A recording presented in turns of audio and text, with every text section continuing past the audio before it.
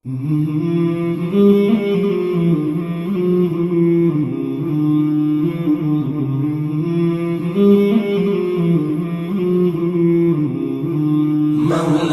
صل وسلم دائما أبدا على حبيبك خير الخلق كلهم.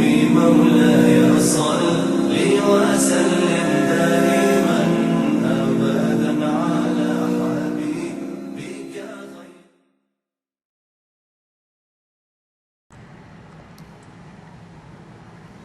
الحمد لله رب العالمين وصلى الله على سيدنا وحبيبنا وقرة أعيننا محمد وعلى آله وصحبه وسلم.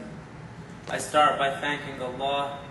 I ask Allah humbly to raise the rank of His Prophet Muhammad sallallahu alayhi wasallam, his dear companions and his kind family. Inshallah, today we'll speak about the prophets of Allah. Allah Ta'ala teaches us in Al-Qur'an through this beautiful ayah, وَكُلًّا فَضَّلْنَا عَلَى الْعَالَمِينَ.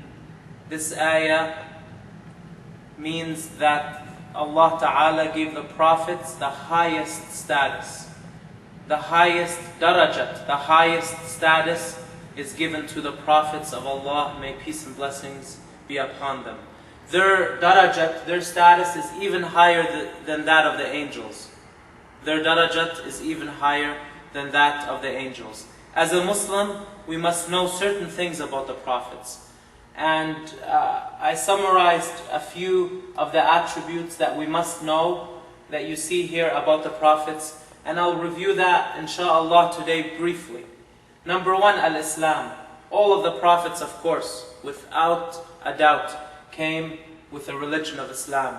Meaning, they came and they told people to submit to Allah, to submit to the orders of Allah, to the religion of Allah. This is the religion of the prophets. Jesus alayhi salam did not come with a Christianity that exists today. Moses did not come with a Judaism that exists today, but rather Jesus and Moses and Abraham and Adam and Jacob and John and Joseph and many of the prophets that we're familiar with hearing their names, whether it's in the Qur'an or the Bible that exists today, which has been distorted, or the Torah that exists today, which has also been distorted. These honorable people who lived, these prophets, all came with a similar message, with the same religion, and that religion is called Islam, which means submission to the orders of Allah subhanahu wa ta'ala. Alhamdulillah. Therefore, all the prophets came with Islam. In the time of Prophet Isa alayhi salam, their shahada, their kalima, the way they entered the religion, it would be a statement which meant La ilaha illallah, Isa Rasulullah. No one is God except Allah, God the Creator, and Jesus is God's messenger.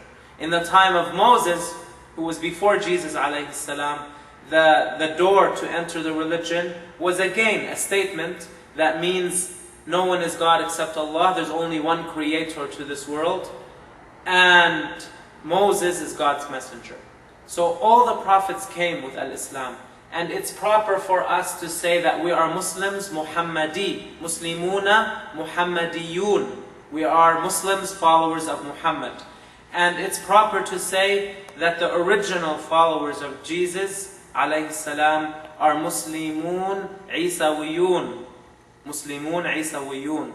And it's proper to say, to call the Muslims who follow Jesus, who follow Prophet Moses alayhi salam, Muslimuna Musawiyun, which means followers of Jesus, of Prophet Moses alayhi salam. And all of the prophets came with one religion. The same basics were taught by all of the prophets, especially with regard to the Iman. The Iman in Allah, the Iman in the angels, the Iman in the Day of Judgment, the Iman in in the prophets, of course, the iman in the taqdeer, in the predestination, be it good or evil, and that it's all from Allah. All the prophets shared that same iman, that same belief. And this is what I mean when I say they all came with Islam. All of the prophets, of course, were intelligent. They were attributed with intelligence and trustworthiness. The prophets were not slow people. You don't have to say something more than once for them to grasp it. They're actually the most intelligent people. Peace and blessings be upon them. And they were the most trustworthy people.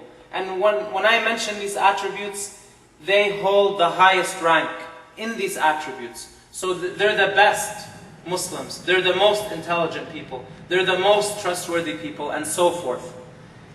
But these are attributes we must clarify, because unfortunately, there are books that I've seen published with my eyes, and they make claims against certain prophets which are totally against Islam.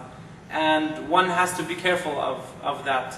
And one has to be sincere in advising the Muslims to be warned against that, because that's the greatest harm.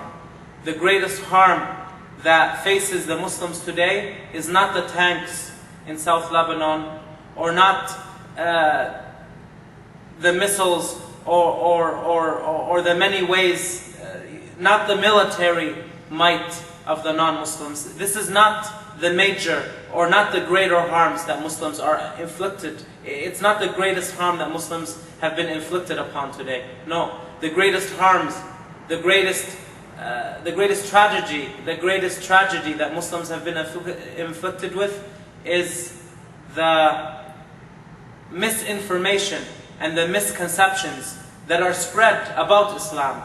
One being by people who are not Muslims, who are dressed as Muslims and who talk as Muslims in front of people, and another being by people who grew up in Muslim families. They didn't acquire the proper Islamic knowledge. They read a few books, a few shiny looking books, and they believed what these books say, and they transferred those wrong beliefs. So we have to be extremely careful.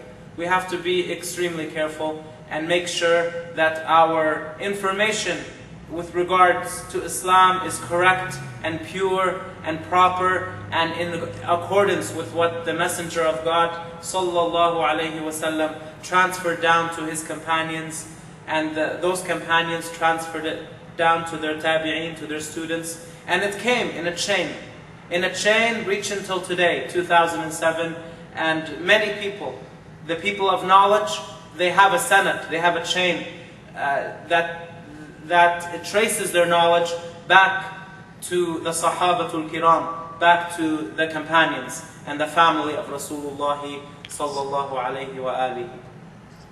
All of the prophets, they delivered the message. They did not get a message and keep quiet. No, this is not permissible to say. They were all honest and courageous without a doubt. They were all wise.